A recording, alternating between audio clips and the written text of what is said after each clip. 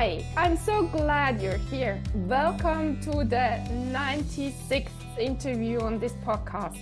I'm Esther Buerki, author of Living Without Fear and the co-creator of the Amazon bestseller Inspired Journeys.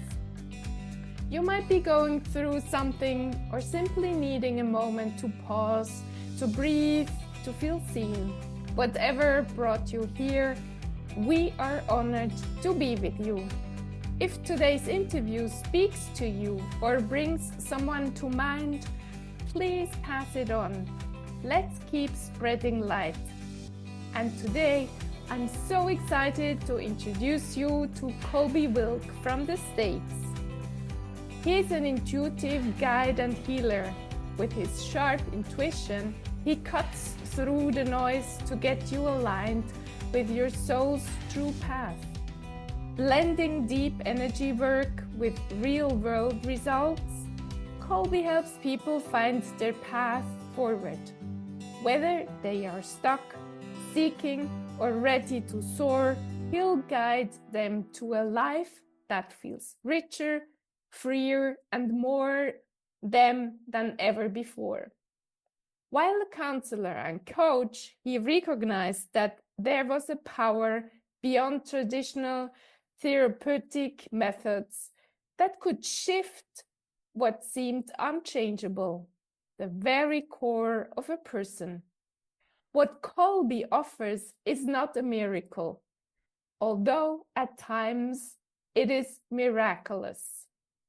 Welcome to the show, dear Colby. Hello. So weird being introduced. But thank you. Thank you for having me. So, Colby, what has been your turning moments in life? I see clients every day who want a big kaboom, and the spiritual community has done a terrible job suggesting that you have a moment in time and then everything else is different. And this, yeah, sure, there are moments. There are moments. But what's more important is what you do with your consciousness moment by moment by moment. It's so important if you're going to evolve, if you're going to illuminate, if you're going to enlighten, to take control of your energetic field. And I, with your help, will teach your students, your community practices. I have moments, sure, coming out as a gay man, like acknowledging myself, who I really am. I have moments where, okay, I am a psychic. I see stuff. I know stuff. And hanging out a shingle and flying my freak flag and saying, yes, I have this gift, and dealing with people's, I don't know, disbelief. I have moments of turning away from, let's say, an addiction and saying, no, enough, and facing off with my own fear and worthiness. But it's less about that, and it's more about what we do moment by moment that really changes people and changes myself and has changed myself. Let me use correct English. And when was the moment that you felt that you have this intuition to heal other people? Many, many years ago, I was in a counseling class. And in the counseling class, we had circled up and we were working with this woman. So someone was counseling her, and our job as a class was to comment. And the student who was sharing their problem, no one was getting anywhere. And they're like, well, okay, what would we do? Who has an idea? And they said, Colby, what about you? And I'm like, well, the issue is X, Y, and Z.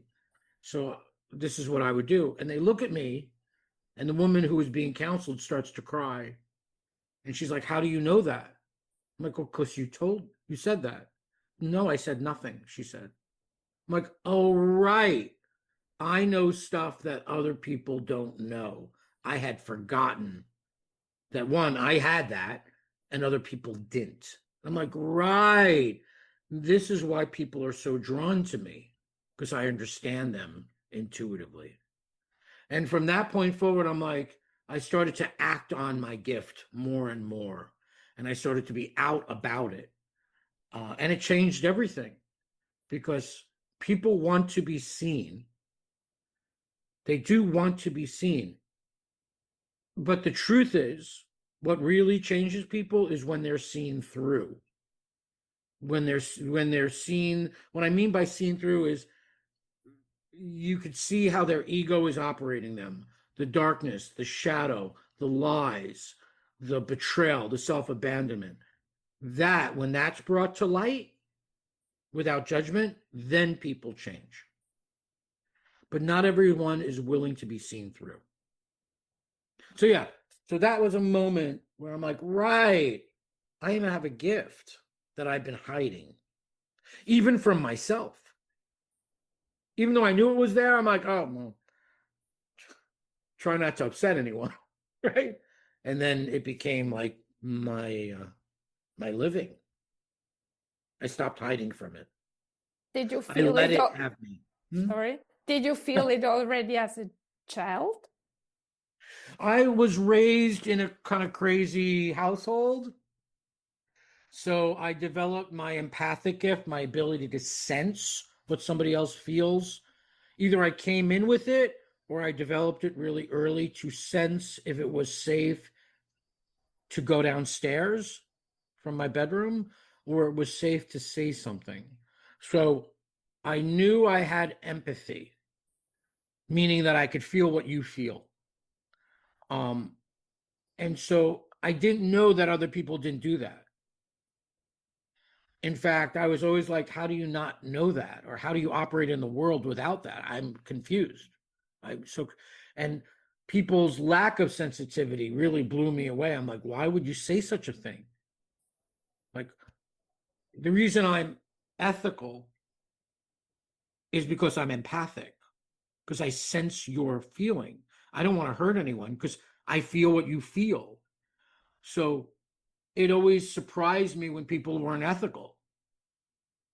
Because how could you do that? Don't you feel that? And they'd be like, no, I don't. I'm like, holy moly, that's crazy. And they would look at me like, how do you? I usually feel something before somebody else feels it. I can sense what someone else is thinking. I could sense what somebody else expects, and I'm able to turn it off because it would be overwhelming to be in the world with that if I didn't have an on and off switch. How did you learn the on and off switch? Because I imagine you suffered from having so much empathy earlier Yeah, like on. even today, like we postponed our interview because yesterday I was out with a friend and I went traveling around and I spent way too much time peopling, way too much time. I was with people all day long and it's too much. And so I don't, it's my nervous system gets overwhelmed. So there are some days where I have to be reminded, Colby, you're not like everyone else. You require special care, right? That means like within a social environment, I need to take every, I don't know, 2 or 3 hours time away. Like I'll go to the bathroom, I'll put water on my face, I'll take 3 or 5 minutes and meditate, just calm everything down. Yeah. So over time, the key is to recognize, okay, I have to take time right every couple of hours to recenter back to myself. Now I'll teach a practice. Is it okay if I teach a practice right Yes, now? yes. Okay. So one thing that's really made a difference for me is intuiting how the energetic field works. Now I'm self-trained in large part. I've taken workshops and trainings, but for the most part, I sense what I need and what other people need, which makes my work very original. Yay, me. Right? So you have an energetic field, a jelly bean of energy around you, above you, around to the sides of you and below you. Big jelly bean. Okay. I'm a fan of jelly beans. They're delicious, right? So you have a jelly bean. Now, on the outskirts of the jelly bean are sensors that sense the world. Now, if you're sensitive like myself and you're able to pick up information, in large part, those sensors are pointed out. We're going to point them in towards you, which is the way most people are oriented because they're highly focused on themselves. Empaths, highly sensitives, are focused on others. So we're going to turn those sensors in towards you so you have more stability. Make sense? How do you tell yourself? How do we do this? We're going to do it Yeah. right now. Yeah, Okay. yeah, yeah. How do you do it? I mean, the But sensors. let's do it. Let's Yeah. do it now. All right. Okay. So 3 fingers below your belly button and in the middle of you. Here's your front. Here's your back. Bring your attention. That's the first step. So we bring our attention 3 fingers below your belly button and in the middle of you. And you close your eyes. You take a breath in through your nose and out your mouth. In your nose, out your mouth. Just 3 times. In your nose, out your mouth. And now you're going to say still point. Say still point, still point. And that'll bring your attention 3 fingers below your belly button and in the middle of you. There you go. This is the first practice I start with everyone because it brings your attention into your body. And when your attention's in your body calms down. So what we're all looking for is a deeper sense of peace, whether we know it or not. And you say still point again, still point, and keep your attention 3 fingers below your belly button in the middle of you. And your mind will start to calm down, meaning that there'll be more space between your thoughts.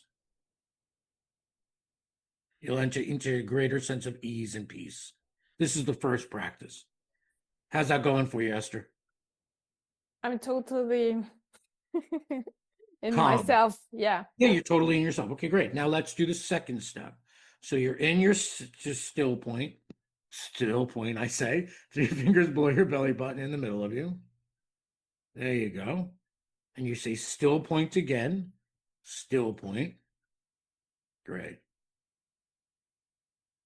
Now you're going to take your hands and stretch them out in front of you with your palms facing away from you. So stretch your hands out in front of you as if you're pushing against a wall. There you go, right? Hands up. And now you're going to say, turn my sensors in. Turn my sensors in and flip your hands towards yourself. Okay, let's do that again. Hands out, extended out in front of you. Now be aware of your jelly bean that's around you. You're turning the sensors in a moment, being aware of your jelly bean. Be aware of your jelly bean around you. Now say, turn my sensors in. Turn my sensors in. Turn your hands towards your face. There you go. Now move your hands closer to your body. There you go. And keep my sensors in, you say. Keep my sensors in. And now your sensors are turned in.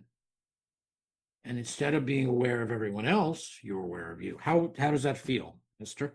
It feels excited. It feels so great. Yeah. I really feel it's my space. I'm totally in my space and nobody can enter it. Right. You're aware of you. And so your sensors are more aware of you than everything else. Now, there's a time where you want your sensors extended out, but you don't want them always extended out. And as an empath or highly sensitive, we tend to be out, right? And, with everything going on anyway in this country, with all the political craziness, right? We tend to be hyper aware of everything, right? And that just creates more fear. And you know a lot about fear, right? A lot. So turn my sensors in. Now, there are times like yesterday where I forget to do it. And then the next day I pay a price because, I'm tired, headachy. Okay. But it's important for me and other people to be aware of where their attention is from and what their energetic field is doing throughout the day so you can bring your best self forward. Who were That your teachers, Colby, to really help you center yourself? Who are my teachers? Yeah, who were your teachers?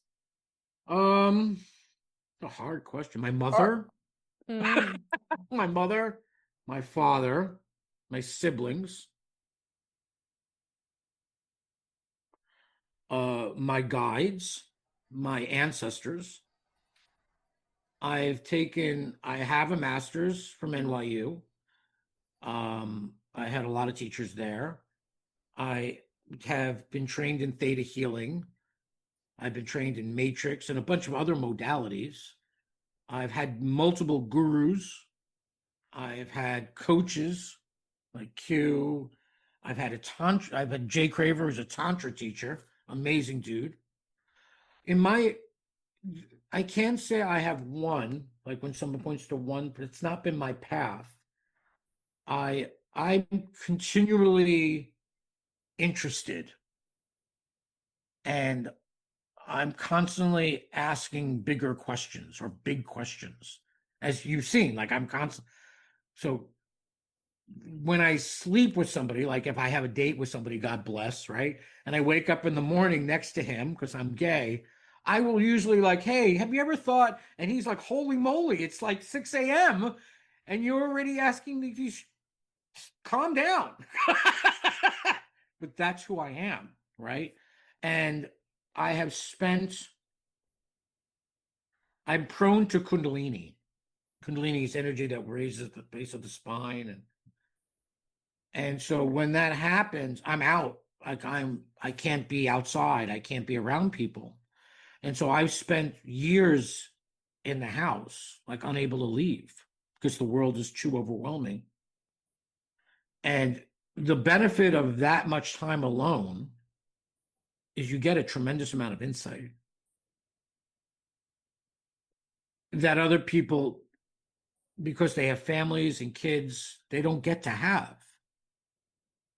So I would say being alone has been my best teacher, being with myself. And I've gone through it like loneliness and depression, and because we're trying to shed our false selves. Look, a lot of people will say like, "Oh, be spiritual, you get what you want." Like, "Oh, be positive, you'll get the car, the house, the health, the celeb." That's not what spirituality is for, and that's not how it works. In fact, my friends, if you're listening, if you could avoid the path of spirituality, do so. Please do so. Life is a lot harder because spirituality confronts you. It's confrontive. In fact, spirituality is about you giving up your false self.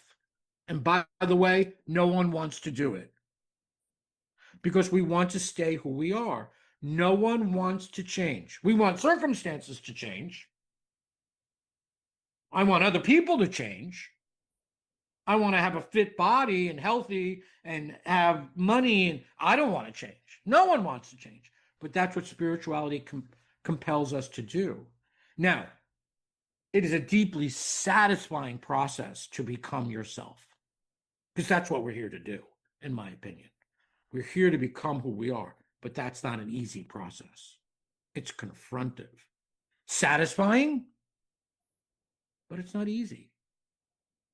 Now, would I go back to who I was? No, I certainly would not go back to who I was. I would not. But I'm not going to say this is an easy path. It's not. Satisfying? Not easy. If you could avoid it, avoid it. But those of you who are called, you're called. There's nothing you can do. You're called. You could fight this all you want. You're coming. You're coming now, or you wait till you do the work later in your life, right? Or as we talked about before, Esther, as you get closer to death, because you have less time, the lessons become more intense. You could wait till then. so what do you recommend to younger people, younger than us? Oh, God bless you. What do I recommend for them to? I invest them to invest. Buy gold. What do I? Um,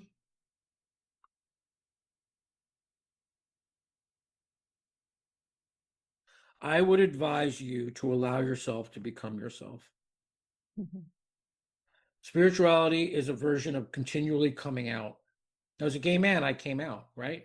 And that process is like, okay, this is who I am. You don't like it. That's really going to be your problem, but this is who I am. So I would say to your younger people, allow yourself to become you. Fly your freak flag high. You will only have this one life as this version of yourself. So have a good time. Don't be so afraid. Now, if you're afraid, you're afraid. Okay, go find someone to help you. Go meditate. Go do what you need to do. Anyone who I've talked to on their deathbed, and I've talked to a lot of people because of the nature of what I do, for the most part, they say, I wish I had not worried so much. I wish I was not so consumed with surviving. I wish I had gone on more vacations, spent more time with whoever. That's what they wish. Okay, so young people, you're trying to build your empire. Totally understandable. You're trying to build wealth, relationships, stability, status. That comes with your 20s and 30s. That's what 20s and 30s are about. That's fine. Okay, but take time to enjoy your life, not to build status, not to be more attractive, not to like get what you think you want, just to enjoy,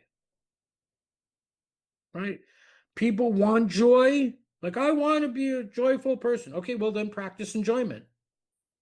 Why just, how could you do, what could you do today to enjoy yourself? And usually it's simple stuff. Like, okay, I'm going to take a walk. I'm going to breathe. I'm going to, what, take a bath. Okay, go and enjoy yourself. We're not here to change the world, my friends. We're not here for that. The world is fine. We're not, if God or the divine want, you're not here to build a building. You're not here to paint a painting. You're not here to save anyone. That's not why you're here. You're not that freaking important. That's not what's happening. You're here to have an experience of being you. Now, I have a wacky theory about this. May I share my wacky theory? Go ahead. Okay, here's my wacky theory. Now, we've been told for years we're creators. I think that's in the lexicon. But it doesn't stop there. We're not here just to create a life for ourselves that we like. We're here learning to be creators. Our God, the being that created this multiverse, was once a person. He, she, it, they became illuminated to the point where their mind expanded, their mind, not their brain, their mind expanded, and they're like, holy moly, I want to allow other beings to have this experience. So we live in this being's mind, in the mind of God. We've heard that expression because we are learning to be creators so that we can create other multiverses so that the whole thing expands. That's what we are learning to do. We're not learning just to create the life that we want. That's simple. That's elementary school. We're here to become creators, gods. And that's what separates human beings from the other life forms, from angels, from demons, from puppy dogs, from snakes. We are here to learn to create. That's what we're here to do. We're up to some big freaking stuff. But the universe that I will create will be different than your universe. The laws, how the universe will reflect me. That's what we're doing. So, my friends, the young people, you are here to learn to be creators. So create. Create yourself. Don't just create like things. You were going to say something. Yes, you said become you. It sounds very easy, but how do you do it? How do Um, you listen? Who is you? it's a great question. I'll give you an example from a client. I had a client just recently who called because they want things, and that's fine. That's why people call me. They want health, they want wealth, they want love, they want status, something along those lines. So this young lady, 30 something, wants to be partnered and wants to be in love, yet no guy is showing up. Very attractive, nice woman, affable, very nice. So I go and look. I use my gift and I come back into this reality. And it takes a second. I say, so you say you want love. I don't think that's what you want. Yes, I do, she says. I go, you want, no, you don't. You don't want love. You want validation. What are you talking about? You want to know you're okay. And the guy you bring home is for your father to know that you're okay. And she starts to cry. I go, this is wonderful. It's wonderful news because we know where to go. We're not going to go look at what your blocks to love are. We're going to look at why you won't validate yourself. This gives us a direction to go. Now we look at where you won't validate yourself and how we, through energetic practices like what I just taught, the still point and turning your sensors in, digging to the bottom of some wounds and seeing how your ego is manipulating you moment to moment. That's the work. And then once that gets accomplished and you start to validate yourself and you no longer need to prove to your father you're okay because you have a man, then maybe the love will come. Maybe, I don't know. Maybe it will, maybe it won't. But at the end of the day, you'll be able to validate yourself. So how do you become you? Listeners, if something's not happening in your life, I apologize. If something is not happening in your life, people, it is because you are not honoring your truth. That's it. If something is not happening that you want, it's because you're not being honest with yourself. She was not being honest with herself. She didn't know on some level she wanted validation, but yet she did know. And the more you're honest, the more you confront what your truth is and own it, the more you are having concert with yourself. Those people who don't have honesty with themselves, they lack inner freedom. And it's that we're not looking for outer freedom. Sure, we need stuff. We need a home. We need food. We need clothes. Absolutely, right? But my work is about inner freedom. And once you gain some level of inner freedom, that reflects out here. And the way you get inner freedom is you start being honest with yourself. If you're miserable, lonely, depressed, anxious, because you're not being honest. And if you need someone to help you be honest, here I am. I That's how love you. it. I love it. Being honest with ourselves. Yeah. It's not so complicated. My gift is being able to listen. That's what I do. But I'm able to listen to what's not being said. That's obvious to me, right? I had another guy and he was a naturopath or trying to be a naturopath, but he couldn't pass his exams. And he was freaking out because he had spent so much money and time. And I went and looked and I said, I see you with a hammer building a chair. It's very elaborate. What is that about? Because, well, I love woodworking and I love fixing things. I go, why are you not doing that for a living? Well, those people don't make a lot of money. Are you kidding me? I live in Seattle. My handyman makes more money than I make. What are you talking about? Like those people make a ton of money. He's like, well, I I don't want to be blue collar like my father. I don't want to be a worker. Okay, that's where we work. The problem is not him not passing exams.